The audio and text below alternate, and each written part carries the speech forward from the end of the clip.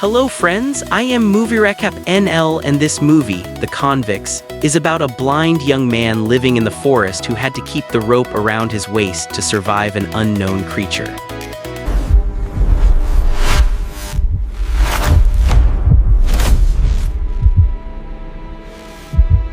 In the middle of the forest, a woman named Nedia and her son Salomon lived together. The only thing left from the deceased father was an audio recording that the mother had preserved, compelled to bring and write down the memories for the child. However, the memories were fading away. Nedia was deeply worried.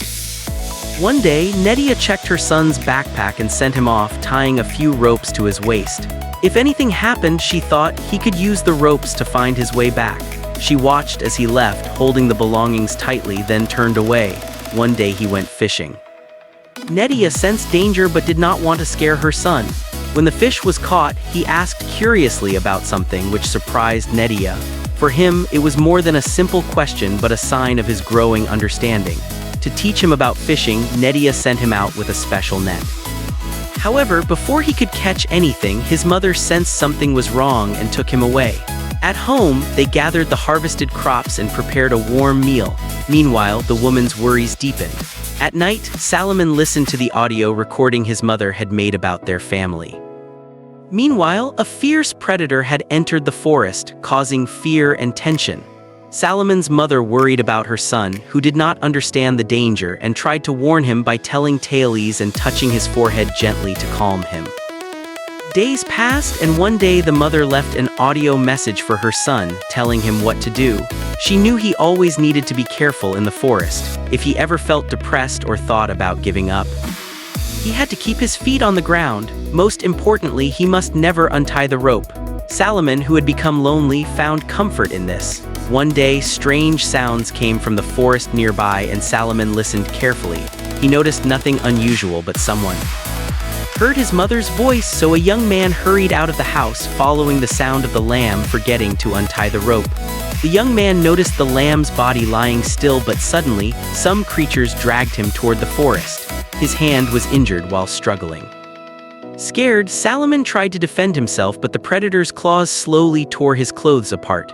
Another man, Audi, came and asked for help healing Salomon's wounds. Audi advised Salomon not to be afraid and took him home. As night fell, Salomon sat quietly listening to his mother's last message. During the day, Hank, a young man, arrived and offered to help, but Salomon refused. While others tried to convince him, Salomon held tightly to the rope. Hank, trusting him, stayed close. A man entered the forest, seeing blood trails, and called others nearby. 3 hunters from the village arrived and noticed the tracks. They searched, jumping from tree to tree and calling out, but one of them fled home, frightened to see the predator's den. Hank calmed him down, saying, "I scared the predator." He took him out of the forest and sent him home. Early the next morning, Salomon said he had found a chain in the forest during his childhood. Later, Hank used a saw to cut part of the chain and brought it home. On the way back, Salomon threw part of the chain into the forest, which Hank questioned, wondering why he did that. Salomon explained. His parents told him he must return what he found to the forest. He agreed, saying the predator deserved respect, and invited the hunters to join in. Afterward, they planned to set a more effective trap with ropes, but it was difficult. Suddenly, something pulled the rope, dragging Salomon away. Hank quickly rushed out of the forest and brought him back safely. Hank warned them not to enter the predator's den, explaining the dangers and calming the young man. Salomon's mother's diary, which Hank read, described terrifying events. Hank took the saw and chain and found a nearby house full of bones, realizing it was the predator's lair.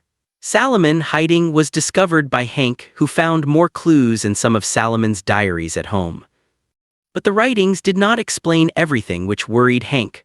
Unable to find the source, Salomon sat aside and began listening to his mother's voice again. Suddenly, a deer's call echoed from the forest. The man, startled by the sound, was pushed violently into a sack, sensing danger nearby. But the rope.